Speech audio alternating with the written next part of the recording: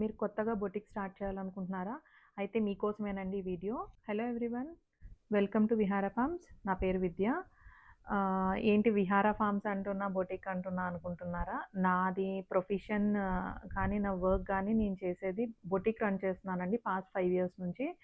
Form అనేది only మేము weekends వెళ్తూ ఉంటాము. కొంచెం ఈ వర్క్ స్ట్రెస్ అంతా తగ్గించుకోవడానికి అనుకోండి. సో, వీకెండ్స్ మాత్రమే ఫార్మ్‌కెళ్తూ ఉంటాం. నా వర్క్ అప్డేట్స్ కూడా నేను ఇందులో ఇవ్వాలనుకుంటున్నాను. ఆహ్, సెపరేట్ వేరే ఛానెల్ క్రియేట్ చేద్దామని అనుకున్నా కానండి, 2 ఛానెల్స్ మెయింటైన్ చేయడం కన్నా, నాకు ఇందులోనే ఈ అప్డేట్స్ కూడా ఇద్దామని అనుకుంటున్నాను.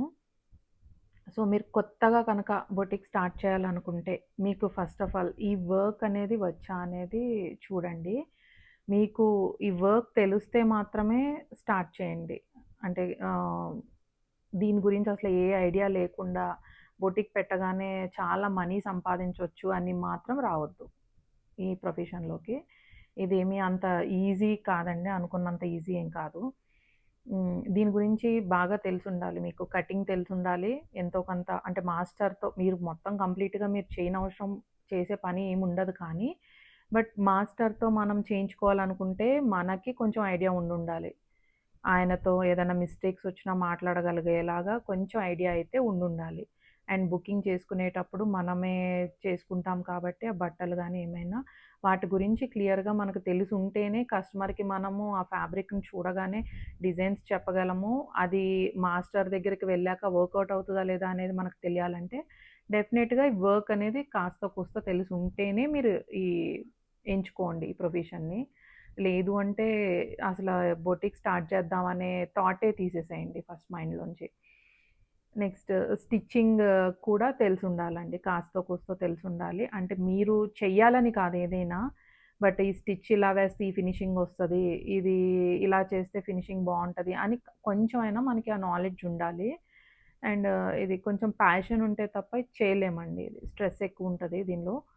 సో, ఆలోచించుకొని స్టార్ట్ చేయండి. ఇవి మీకు ఐడియా ఉంది అంటే డెఫినిట్‌గా మీరు స్టార్ట్ చేసుకోవచ్చు. దీనిలో 2 ఆప్షన్స్ ఉన్నాయి. మీరు ఇంత ఇన్వెస్ట్‌మెంట్ పెట్టుకొని దాంతో పెడతాను.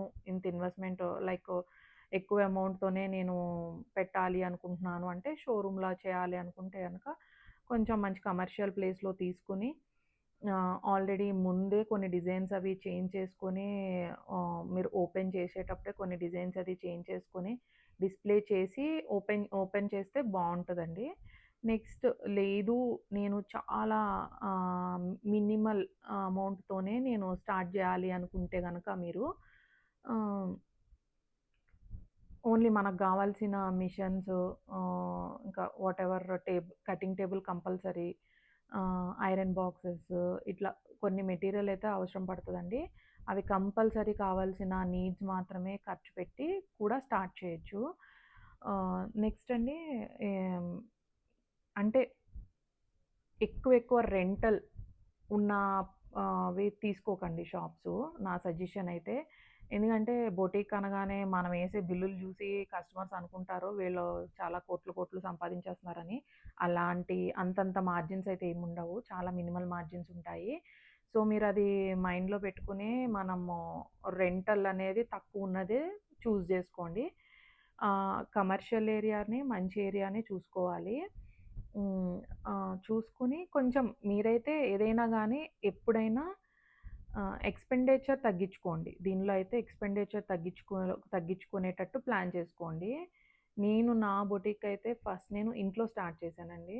మాది 3 బెడ్‌రూమ్ హౌస్‌లో ఒక రూమ్‌లో నేను స్టార్ట్ చేశా ఫస్ట్ అయితే.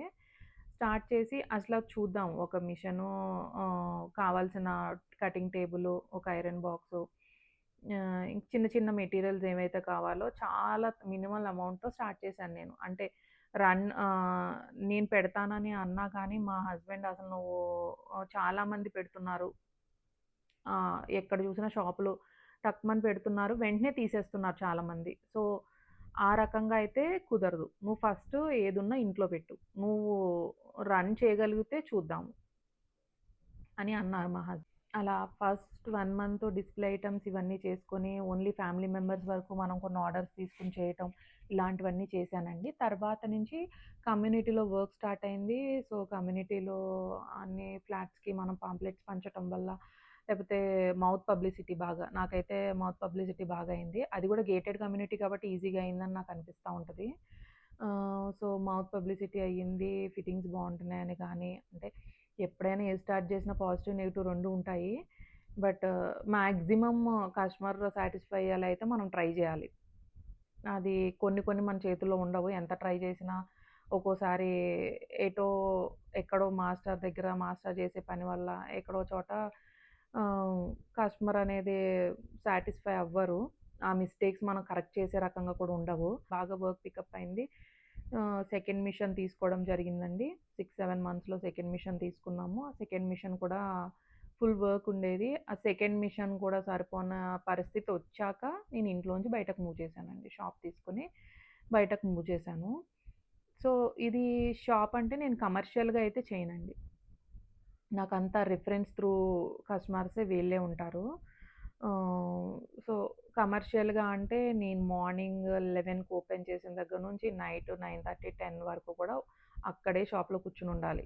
సో, నాకైతే పాసిబుల్ కాదు. అన్ని అవర్స్ కూర్చొని వర్క్ చేయటం అనేది నాకైతే పాసిబుల్ అవ్వదు. సో, నేను కమర్షియల్ ప్లేసెస్‌ని చూజ్ చేసుకోలేదండి. నేను 2 బెడ్‌రూమ్ హౌసే తీసుకున్నా, ఇండిపెండెంట్ హౌసు. సో, అది కూడా గ్రౌండ్ ఫ్లోర్ ఉండేలా చూసుకోండి మాక్సిమము. ఎప్పుడు అంటే మీరు ఇన్ కేస్ హౌసెస్ లాంటివేమన్నా ప్లాన్ చేసుకుని అక్కడ తీసుకునేటట్టయితే గ్రౌండ్ ఫ్లోర్ ఉండేటట్టు చూసుకోండి. ఎందుకంటే మిషన్స్ ఎంత కాదన్నా లైట్ నాయిసీ అయితే ఉంటాయి. కొత్తగా బొటిక్ పెట్టాలనుకుంటున్నారో అది మినిమమ్ మనకి వర్క్ వచ్చుండాలి ఒకటండి. నెక్స్ట్ ఎక్స్‌పెండిచర్ ఎక్కువ పెట్టాలి. ఎక్కువ పెట్టి మీరు స్టార్ట్ చేయాలనుకుంటున్నారా ఇన్వెస్ట్‌మెంటు? లేదంటే తక్కువ ఇన్వెస్ట్‌మెంట్‌తో స్టార్ట్ చేయాలనుకుంటున్నారా? ఎక్కువ ఇన్వెస్ట్‌మెంట్ తోటైతే ఒక రకంగా ప్లాన్ చేసుకోవచ్చు. తక్కువ ఇన్వెస్ట్‌మెంట్ తోటైతే ఒక రకంగా ప్లాన్ చేయాలి. సో, అది జాగ్రత్తగా ప్లాన్ చేయాలండి. నెక్స్ట్ ఇందులో అయితే మీరసలా అంటే హైర్ చేసుకోగానే ఇప్పుడు మాస్టర్‌ని హైర్ చేసుకోవాలి. ఇద్దరు టైలర్స్‌ని మినిమమ్ టైలర్స్‌ని హైర్ చేసుకోవాలి. మగ్గం వర్కర్, ఎంబ్రాయిడరీ అవన్నీ ఔట్‌సోర్సింగ్ ఇచ్చినా మగ్గం వర్కర్ వరకు అయితే పెట్టుకోవాలండి. వీళ్ళందరి సాలరీసు మీరు మైండ్‌లో పెట్టుకోండి. 20-25 లేనిదే ఇప్పుడు వర్కర్ అనేది రావట్లేదు. మాస్టర్స్‌కి ఎక్కువ పేనే ఉంటది. Minimum 40 above 40,000 per month. ఇలా ఉంటదండి. సో, ఇవన్నీ ఆలోచించి ఎక్సెస్ మళ్ళీ మనకి రెంట్ ఉంటది. మెయింటెనెన్సు. కరెంట్ బిల్ కొంచెం బానే వస్తది. అంటే ఎక్కువ ఐరన్ బాక్సెస్ వాడతాం కాబట్టి మిషన్స్ వల్ల ఎక్కువ కరెంట్ బిల్ రాదు. ఎక్కువ ఐరన్ బాక్స్ వాడతాం కాబట్టి వాటి వల్ల కరెంట్ బిల్ బానే వస్తది. అండ్ మనము హెల్పర్ అయితే హెమ్మింగ్స్ చేయటానికి వీటికి హెల్పర్స్‌నయితే పెట్టుకోవాలి. ఒకళ్ళైతే మ్యాండేటరీ. వర్క్ బట్టి తర్వాత ఒకళ్ళా, ఇద్దరా అనేది పెంచుకోవచ్చు. ఔట్‌సోర్సింగ్ బానే దొరుకుతున్నారండి ప్రెజెంట్ అయితే. ఇప్పుడు కుచ్చులు వేయటానికి శారీ పళ్ళు ఇవన్నీ కుచ్చులు వేయాలి. ఇలాంటివి ఔట్‌సోర్సింగ్ అంతా బానే దొరుకుతున్నారు. అందరిని పెట్టుకోవాల్సిన అవసరం లేదండి ప్రెజెంట్ అయితే. ఎంబ్రాయిడరీ వాళ్ళు కూడా ఔట్‌సోర్సింగ్ ఇచ్చేసుకోవచ్చు. డబ్బులు బాగా సంపాదించొచ్చు అని మాత్రం అనుకుని దీనిలోకి రాకండి. ఇందులో అంతంత సంపాదించేదేముండదండి. మన బట్టలు ఫ్రీగా అవుతాయి. అదొకటైతే చెప్పగలను. మన ఇంట్లో బట్టల వరకు ఫ్రీగా అవుతాయి. ఇక మీరెవ్వరికైతే ఏదన్నా ఫంక్షన్స్‌కెళ్ళినా, ఎటన్నా ఎళ్ళినా, ఎవరైనా ఇంటికొచ్చినా గిఫ్టింగ్ చేయాలంటే వాటి వరకు మన ఇంట్లో, మన బొటిక్‌లో చేయించుకోవచ్చు. మనకు వాటి వరకు ఫ్రీగా అవుతాయి. అంతే. చాలా మినిమల్ మనకు ప్రాఫిట్సే ఉంటాయి కానండి, ఇందులో ఎక్కువ అనుకున్నంత ప్రాఫిట్స్ అయితే ఉండవు. అండ్ మనకి ఇందులో ఉండేదైతే స్ట్రెస్ లెవెల్స్ మామూలుగుండవు. మీకది ఇంట్రెస్ట్ ఉంటేనే అవన్నీ ఆ స్ట్రెస్ అంతా తీసుకొని మనం చేయగలము. ఇంట్రెస్ట్ లేకుండా గనక దీనిలోకొచ్చారంటే ఒకటి మనకసలా ఈ వర్క్ అంటే ఏంటో తెలీదు. నెక్స్ట్ ఇదంటే అంత ప్యాషనేట్‌గా ఉండను అనుకుంటే మాత్రం ఈ ఆప్షనే తీసుకోవద్దండి. ఎందుకంటే ఇది మనకి వర్క్ అంటే ఇష్టం ఉంటేనే చేయగలం. ఇది మాత్రం స్ట్రెస్ లెవెల్స్ భయంకరంగా ఉంటాయి. ఉంటే వర్క్ అంతా ఒకటేసారి ఉంటదండి. లేకపోతే వర్కే ఉండదు. ఇందులో మెయిన్ మైనస్ అయితే అదే. ఉంటే వర్క్ విపరీతమైన వర్క్ ఉంటది సీజన్ వచ్చిందంటే. ఒప్పుకున్నవి చేయలేక స్ట్రెస్సు. నెక్స్ట్ డల్ అయితే వర్కే లేదు. ఊరికే సాలరీస్ ఇవ్వాలనే స్ట్రెస్సు. ఇవన్నీ మీరు ప్లాన్ చేసుకొని జాగ్రత్తగా మేనేజ్ చేసుకోగలను అనుకుంటేనే ఈ బొటిక్ అనేది పెట్టడం చూడండి. ఇప్పుడు ఖాళీగా ఉన్నాను జస్ట్ ఏదో పెడదాము అన్నట్టుగా అయితే పెట్టొద్దు. ఇది మీకు వర్క్ వచ్చి నాకు చాలా ఇష్టం, నేను చేస్తాను, నేను చేయగలను అనేది ఉంటేనే మీరు స్టార్ట్ చేయండి. మాక్సిమం స్ట్రెస్ ఉండేదంతా మనకేనండి. మాస్టర్స్‌కి, వర్కర్‌కి వీళ్ళందరికన్నా మెయిన్ అయితే ఎవరైతే మేనేజ్ చేస్తున్నారో వాళ్ళకే స్ట్రెస్ ఎక్కువ. అంటే చేసేదంతా పని వాళ్ళేగా మనకేముంటది అని అనుకోవద్దు. అంటే మనం బుకింగ్ తీసుకునేది మనము. మనం కూర్చుంటాము కస్టమర్ ముందు. కస్టమర్ మనకు చెప్తారు. ఆ డీటెయిల్స్ అన్నీ ఏది మిస్ అవ్వకుండా మీరే మాస్టర్‌కి జెప్పాలి. మళ్ళా మాస్టరు కొన్ని కొన్ని మిస్ చేసి టైలర్‌కి జెప్తాడు. టైలర్ కొన్ని కొన్ని మిస్ చేసి స్టిచ్చింగ్ అయ్యొస్తది. ఫైనల్ అవుట్‌పుట్‌కి మనము అది డెలివరీ జేయాలంటే మామూలుగా ఉండదు. సో, మీరు ప్రతి ఒక్కళ్ళని మనమే ఫాలో అప్ చేయాలి. చూసుకుంటా ఎప్పుడు ఫాలో అప్ చేస్తూ అన్నీ చూసుకుంటా ఉంటేనే ఇందులో కొంచెం సక్సెస్ అవ్వగలం మనము. నెక్స్ట్ తిరిగే పనైతేనండి విపరీతంగా ఉంటది తిరిగే పని. ఆహ్, ఇప్పుడు డిజైన్స్ గావాలంటారు. సో, ఆ ప్యాటర్న్స్‌కి ఇక్కడ నెట్ కావాలంటారు. ఈ కలర్‌లోనే ఇది కావాలంటారు. సో, డై ఏయించాలంటారు. ఇలా మనము ఫ్యాబ్రిక్‌కి తిరిగేది చాలా ఎక్కువే ఉంటదండి. ఫ్యాబ్రిక్‌కి తిరగాలి. మన దగ్గర వందల థ్రెడ్స్ ఉన్నా గానీ, కొన్ని ఒక్కటే కలర్ ఇప్పుడు రెడ్ కలర్ వచ్చిందనుకోండి. ఆ రెడ్ కలర్‌లోనే మన దగ్గర 10 రంగుల థ్రెడ్స్ ఉంటాయి గానీ, 10 కలర్స్ థ్రెడ్స్ ఉన్నా, దానికి సెట్ అయ్యే కలర్ మన దగ్గర ఉండదు. రెడ్‌లోనే 10 ఉన్నా ఎగ్జాక్ట్ షేడ్ మళ్ళీ ఉండదు. దానికోసం మళ్ళా తిరగాలి. దానికోసం మళ్ళీ లేదు నేను తిరగను అనుకుంటే ఒక బాయ్‌ని పెట్టుకోవాలి. ఆ బాయ్‌ని పెట్టుకున్న దగ్గర నుంచి తనకు కూడా మీరు సాలరీ పే చేయాలి. ఫీజింగ్ అని, మెటీరియల్ అయితే ఏ చిన్న మెటీరియల్ లేకపోయినా డ్రెస్ పాడైపోతా ఉంటది. సో, ఎగ్జాక్ట్ అవుట్‌పుట్ రావాలంటే మనకు దానికి కావాల్సిన మెటీరియల్ అంతా తెచ్చి ఇవ్వాలి కాబట్టి తిరగడం కూడా బాగా ఉంటదండి. మీరే తిరగాలి ఫ్యాబ్రిక్‌కి. అంటే వేరే ఎవరన్నా ఎళ్ళినా గానీ మనకి ఎగ్జాక్ట్ మన మైండ్‌లో ఏమనుకుంటున్నామో వాళ్ళు తీసుకొని రాలేరు. కాబట్టి మనమే తిరగాల్సుంటది. హ్మ్. కస్టమర్‌తో మాట్లాడేది మనమే కాబట్టి, వాళ్ళకి ఏం కావాలో మనకే తెలుస్తది కాబట్టి, డెఫినెట్‌గా మనమే తిరిగి తెచ్చుకోవాలి. ఇవన్నీ చేయగలను అనుకుంటేనే మీరు బొటిక్ స్టార్ట్ చేయండి. ఫస్ట్ ఆహ్, అంటే మొత్తం వర్కర్స్‌ని అందరిని మేనేజ్ జేసుకోవాలి. ఫ్యాబ్రిక్‌కి తిరగాలి. క్లయింట్‌ని డీల్ జేసుకోవాలి. అండ్ మీరు నీట్‌గా రెడీ అవ్వాలి. ఆహ్, ఇంకా ఖర్చయితే వాళ్ళకి సాలరీస్ హై పే ఉంటది కాబట్టి ఎక్స్‌పెండిచర్ కూడా ఎక్కువే ఉంటది. ఇవన్నీ పోగా మిగిలేది మాత్రం ప్రాఫిట్స్ వెరీ మినిమల్ ఉంటాయి. కొంతమందికి సరిగా ఆహ్, ఇవన్నీ మేనేజ్ చేయడం సరిగా రాకపోయినా, ఏది జరిగినా గానీ, ఆ ప్రాఫిట్స్ కూడా ఉండకుండా లాస్‌లో ఉండే బొటిక్స్ చాలా ఉన్నాయి. కొన్నాళ్ళు రన్ చేసి తీసేసే బొటిక్స్ కూడా చాలా ఉన్నాయి. సో, ఆలోచించి మీరు ఏ స్టెప్ తీసుకోవాలన్నా పెట్టాక తీసేయకూడదు. అనేది ఆలోచించి ఒక్కసారి బొటిక్ ఓపెన్ చేశామంటే క్లోజ్ చేసే పరిస్థితికి ఎళ్ళకూడదు. అవన్నీ మీరు ముందే ప్లాన్ చేసుకొని, ఆ స్ట్రెస్ అంతా తీసుకుంటాను. స్ట్రెస్ ఎక్కువైందని గానీ, ప్రాఫిట్స్ లేవు, లాస్ ఒస్తుందని గానీ, ఈ కారణాలతో తీసేయకూడదు.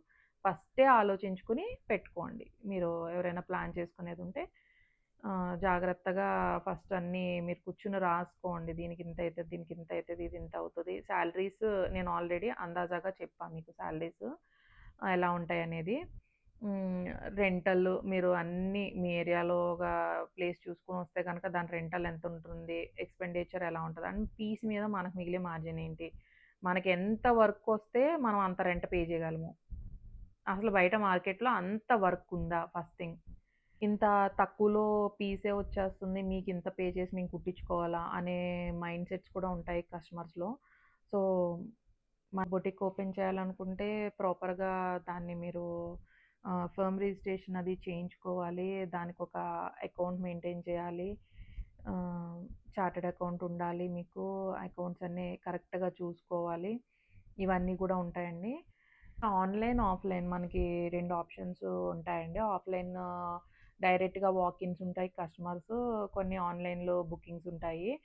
సో, నా వరకు నేనైతే గనక ఆన్‌లైన్‌లో తక్కువండి. నాకు ఏదైనా రిఫరెన్సే ఇప్పుడు నాకు తెలిసిన వాళ్ళు ఈళ్ళున్నారు. వాళ్ళ నుంచి వేరే రిఫరెన్స్ వచ్చింది. వాళ్ళ నుంచి ఇంకో రిఫరెన్స్ వచ్చింది. సరే ఎవ్వరైనా గానీ రిఫరెన్స్ త్రూ తప్ప నేను ఎప్పుడూ ఆన్‌లైన్‌లో వచ్చిన ఆర్డర్స్‌ని డైరెక్ట్‌గా తీసుకోలేదు. తక్కువ తీసుకున్నా. ఎందుకంటే నాకెందుకో డైరెక్ట్‌గా వాకిన్స్ కస్టమర్‌తో నేను మాట్లాడి అప్రోచ్ అయ్యాకనే నేను చేయటానికి ఇష్టపడుతూ ఉంటాను. సో, నా వర్క్ నచ్చి ఎవరైతే కొంతమంది రిఫర్ చేస్తారో వాళ్ళే మళ్ళీ నాకు వస్తూ ఉంటారు కాబట్టి, సో, నా గురించి ఆల్రెడీ తెలుసు. నేను ఎట్లా వర్క్ చేస్తాము, మా బొటిక్‌లో వర్క్ ఎలా ఉంటదనేది వాళ్ళకి ఆల్రెడీ తెలుసు కాబట్టి, కొంచెం నాకు ఈజీగా ఉంటది. ఇలా రిఫరెన్స్ త్రూ వచ్చినియి నాకు బావున్నాయి అనిపిస్తది. సో, నేను ఎక్కువ అవే చేస్తాను. ఆన్‌లైన్ కన్నా ఎక్కువ ఇవే చేస్తూ ఉంటానండి. చూడండి, ఎవరైనా బొటిక్ పెట్టాలనుకున్న వాళ్ళు చాలా జాగ్రత్తగా ప్లాన్ చేసుకొని పెట్టుకోండి. ఒకసారి పెట్టామంటే తీయకూడదు. తీసే పరిస్థితికి అది వెళ్ళకూడదు. ఆ రకంగా మీరు మొత్తం ప్లాన్ చేసుకొని అండ్ పెట్టుకోండి. ప్రెజెంట్ కాంపిటీషన్ అయితే విపరీతంగా ఉంది. అది గూడా ఆలోచించండి. పక్కన వాళ్ళు ఇంతకు కుడుతున్నారు, అంతకు కుడుతున్నారు, మీ దగ్గర ఇంత ఎక్స్‌పెన్సివా ఇలాంటివి వస్తూ ఉంటాయండి. అవన్నీ చూసుకొని దీనిలో ప్రాఫిట్స్ ఎంతుంటాయి, ఒక పీస్ మీద మనకి మాస్టర్‌కి ఎంత పెడుతున్నాము, టైలర్‌కి ఎంత పోతుంది, మనకు మిగిలే ప్రాఫిట్ ఎంత, ఈ ప్రాఫిట్‌లోంచి నేను రెంట్‌లు గానీ, ఎక్స్‌పెండిచర్ అంతా పోవాలంటే నేను ఒక పీస్ మీద ఎంత చార్జ్ చేయాలి? ఈ రకంగా మీరు ఎస్టిమేట్ చేసుకోవాలి. ఒక పీస్ కటింగ్ అవ్వటానికి మాస్టర్‌కి ఎంత పడుతుంది? ఆ పీస్ కుట్టడానికి టైలర్ దగ్గర ఎంతసేపు పడుతుంది? దెన్ మళ్ళా హెమ్మింగ్స్ దగ్గర ఎంత పడుతుంది? మొత్తం అంతా కౌంట్ ఏసుకోండి. లైనింగ్స్ గానీ, దానికి పెట్టే మీరు మెటీరియల్ ఎవ్రీథింగ్ కౌంట్ ఏసుకొని, దాని వైస్ మనం ప్రైజెస్ పెట్టాలి. పక్కన వాళ్ళు మన రోడ్‌లో వీళ్ళు ఇంతకు స్టిచ్ చేస్తున్నారు, అంతకు స్టిచ్ చేస్తున్నారు అనేది వినైతే నేను చేయనండి ఎప్పుడు. నా ఎస్టిమేషన్ మాత్రం నేనెప్పుడు ఇలానే చేసుకుంటా. నేను మాస్టర్‌కి ఇంత పే చేశా, టైలర్‌కి ఇంత టైం పట్టింది, టైలర్‌కి నేను ఇంత సాలరీ ఇస్తున్నా, అది కౌంట్‌లో యేసుకుంటా. నెక్స్ట్ ఈరోజు మెయింటెనెన్స్, కరెంట్ బిల్ గానీ, నాకు రెంట్ గానీ అవన్నీ మైండ్‌లో పెట్టుకునే నేను పీస్ మీద చార్జ్ చేస్తాను. ఎందుకంటే ఎండ్ ఆఫ్ ది డే లాస్‌లో ఉండొద్దు. నా పాకెట్ నుంచి మనీ ఎళ్ళకూడదు. కాబట్టి నేను అవన్నీ దాన్ని బట్టే ప్రతి పీసు స్టిచ్చింగ్ చార్జెస్ అని గానీ, ఏదైనా మనం మన దగ్గర డిజైన్ అయ్యి వెళ్ళే పీసెస్ దగ్గర ఆ రకంగా నేను చార్జ్ చేస్తూ ఉంటాను. చాలామంది అంటూ ఉంటారు, "మీది కొంచెం ప్రైజింగ్ ఎక్కువ. బయట ఇంత లేదు. పక్క సందులో ఇంత లేదు." ఇలా చెప్తూ ఉంటారు. That's fine. మీరు అక్కడెళ్లి చేయించుకుంటానంటే దట్స్ ఫైన్. కానీ నా దగ్గర మాత్రం వర్కౌట్ అవ్వదండి. నేను పే చేసే సాలరీస్‌కి గానీ, మా మాస్టర్ మంచి మాస్టర్ రావాలంటే ఈ మాత్రం పే చేస్తూనే వస్తారండి. సో, మంచి టైలర్, ఫినిషింగ్ ఇచ్చే టైలర్ కావాలంటే డేకి 1000 లేనిదే ఎవరు లేరు. సో, ఇవన్నీ చూసుకునండి మనము మన ప్రైజెస్ అనేది మనం పెట్టుకోవాలి. ఇవన్నీ మీరు ఇప్పుడు మీకు అందాజాగా అర్థమైపోయి ఉండుంటది ఇప్పటికి. మాస్టర్‌కి ఎంత పే చేయాలి, వర్కర్‌కి, టైలర్‌కి ఎంత పే చేయాలి, ఇవన్నీ మీకు ఆల్రెడీ అర్థమయ్యే ఉంటదిప్పుడు. రెంటల్ ఎంత పడుతుంది. సో, ఇవన్నీ చేయాలంటే మనము ఎంత వర్క్ చేయాలి, మనకెంత వర్క్ రావాలి, ఇవన్నీ కూడా ఎస్టిమేట్ చేసుకొని ఫస్టే మీరొక అంటే దీన్ని బట్టి మనకెంత మిగులుతుందనేది ఒక లెక్క రాసుకుంటే మీకు అర్థమైపోతది. రోజుకి ఎన్ని పీసెస్ అవుతాయి, ఒక టైలర్ రోజుకి ఎన్ని పీసులు కుట్టగలడు, మాస్టర్ రోజుకి ఎన్ని కటింగులు చేయగలరు, మీకు సీజన్‌లో వచ్చే వర్క్ ఎంత, ఆ లొకాలిటీ అన్నీ ప్రతి ఒక్కటి మీరు లెక్కలు వేసుకునే చేయండి. వర్క్ బావుంటేనండి ఎప్పుడైనా గానీ మనం చేసే పని, మనం మాట్లాడే విధానము అంతా బావుంటేనండి ఎప్పుడైనా వర్క్ అది ఒక రూపాయి ఎక్కువైనా మనకి వర్కొస్తదండి. ఇప్పుడు పక్కన వాళ్ళు తక్కువకి చేస్తున్నారు, మనం అదే ప్రైజులకి చేయాలి, మనకు వర్కౌట్ అవ్వకపోయినా అదే ప్రైజులకి చేయాలని ఏం లేదు. మీరు మీ ఫినిషింగ్ బావుండి మీరు కస్టమర్ అడిగినట్టుగా మీరు డెలివర్ చేయగలిగితే, మీ దగ్గర ఒక కొంచెం చార్జెస్ ఎక్కువున్నా గానీ డెఫినిట్‌గా వర్క్ అయితే పోదండి. వర్క్ ఒస్తది. మీరు గూడా అంటే క్లయింట్‌ని జాగ్రత్తగా హోల్డ్ చేసుకోవాలి. హోల్డ్ చేసుకొని వాళ్ళ నుంచి వేరే వాళ్ళొస్తూ ఉంటారు. వాళ్ళని హోల్డ్ చేసుకోవడం, ప్రతి క్లయింట్‌ని జాగ్రత్తగా హోల్డ్ చేసుకోగలగాలి. ఎప్పుడైనా గానీ మనము ఒక నేనైతే ఒక మెయింటైన్ చేస్తూ ఉంటానండి. నాకు ఎంతమంది క్లయింట్స్ ఒచ్చారు, ఎవరు ఏ రీజన్స్‌తో ఎళ్ళిపోయారు అనేది గూడా నేను చూసుకుంటా ఉంటాను. ఆ రీజన్స్ మళ్ళీ రిపీట్ అవ్వొద్దు అనేది గూడా పెట్టుకుంటాను నేను. కొన్ని కొన్ని సార్లు నా మిస్టేక్ లేపోయినా, నా ఇన్వాల్వ్‌మెంట్ లేకపోయినా అవి జరిగిపోతా ఉంటాయి. బట్ అవి గూడా జరగకూడదు అనేది జాగ్రత్తగా ప్లాన్ చేసుకోవాలి.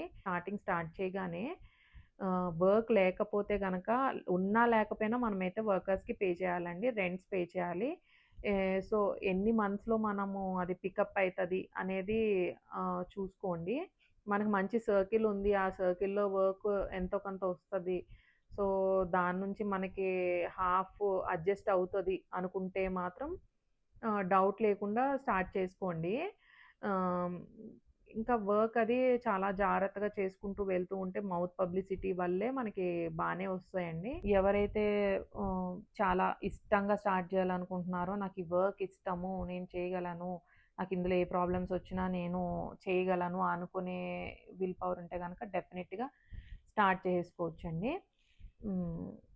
కాకపోతే నేను చెప్పినట్టుగా కొంచెం మెయిన్ ఎక్స్‌పెండిచర్ ఎక్కువ కాకుండా, ఇన్వెస్ట్‌మెంట్ మరీ ఎక్కువ పెట్టకుండా ఫస్టు కొంచెం పెట్టి ట్రై చేసి చూడండి. ఓకే. పీపుల్ బానే వస్తున్నారు, బావుంది ఏరియా అంతా ఓకే అనుకుంటే స్లోగా పెంచుకుంటా వెళ్ళండి. బట్ ఒకటేసారి బల్క్‌గా మనం అన్నీ తెచ్చేసి పెట్టి, తర్వాత అవి సేల్ అవ్వక, ఎందుకంటే ఈరోజు తెచ్చింది మనం ఒక 2, 3 మంత్స్‌లో అమ్మగలిగితే అమ్మాలండి. తర్వాత గనక అది ఓల్డ్ పీసే అయితది. మళ్ళీ కొత్తయి లాంచ్ అయిపోతానే ఉంటాయి. ఆ ఓల్డ్ పీస్‌ని మళ్ళీ మీరు రిటర్న్ చేయలేరు. దాన్ని మీరు తక్కువ చేసి అమ్మాలి. సో, ఇవన్నీ ఆలోచించుకోండి. చాలా జాగ్రత్తగా ఫస్టు తక్కువగా అంటే మినిమమ్ అమౌంట్ తోటి మినిమమ్ స్టాక్ తోటి స్టార్ట్ చేస్తే బెటర్ అనేది నా ఉద్దేశం. ఒకటి రెడీమేడ్స్ ఇట్లా తీసుకొచ్చి స్టాక్ తోటి స్టార్ట్ చేయొచ్చు. లేదంటే ఓన్లీ స్టిచ్చింగ్ అయితే నో ప్రాబ్లమ్ అండి. ఓన్లీ స్టిచ్చింగ్ అయితే ఇంక మనకసల ఫస్ట్ ఒక టైలర్‌తో స్టార్ట్ చేయండి. తర్వాత వర్క్ పెరిగే బట్టి టైలర్‌ని పెంచుకుంటూ ఎళ్ళొచ్చు. వర్క్ బట్టి అదైతే ప్రాబ్లమ్ తక్కువే ఉంటదండి. బట్ ఏదైతే మీరు బయట నుంచి స్టాక్ అది తీసుకొచ్చి హెవీ మెటీరియల్స్ అవి ఇవి కొనుక్కొచ్చేసి వాటి నుంచి మీరేమన్నా చేసి అవి సేల్ అవ్వక డెడ్ స్టాక్ లాగా ఉండిపోయి సో లాస్ అయితే అవ్వద్దు. చాలా జాగ్రత్తగా ప్లాన్ చేసుకోవాలి. ఎందుకంటే మనం ఏదైనా ఎప్పుడైనా ఏదైనా స్టార్ట్ చేసినప్పుడు ప్రాఫిట్ రాకపోయినా పర్వాలేదు కానీ లాస్ మాత్రం అవ్వకూడదు. అట్‌లీస్ట్ ప్రాఫిట్ వచ్చినా రాకపోయినా ఎక్కువ అమౌంట్ ఇప్పుడు ఇంట్లోంచి మేము చేస్తాము, మేము చేయగలము అని చెప్పేసి మనం ఇంట్లో వాళ్ళతో మాట్లాడి మనం ఏదన్నా ఒకటి పెట్టినప్పుడు మనం వాళ్ళకి తిరిగి ప్రాఫిట్స్ ఇవ్వకపోయినా పర్లేదు గానీ, లాస్‌లో మాత్రం వాళ్ళని ఉంచకూడదు మనం. ఎప్పుడైనా అది గుర్తుపెట్టుకోండి. నేనైతే మాక్సిమం అన్నీ కవర్ చేశాననుకుంటున్నానండి. అంటే ఇంకా మీకేమన్నా డౌట్స్ ఉంటే కనుక అవన్నీ నాకు కమెంట్స్‌లో పెట్టండి. నేను డెఫినెట్‌గా వాటిలన్నిటికి మళ్ళీ ఇంకొక వీడియో చేయటం గానీ, లేదంటే దానికి రిప్లై ఇవ్వడం గానీ చేస్తాను నేను మీ డౌట్స్‌కి. ఆహ్, ఈ వీడియో మీకు నచ్చినట్టయితే లైక్ చేయండి, షేర్ చేయండి, సబ్స్క్రైబ్ చేయండి. Thank you.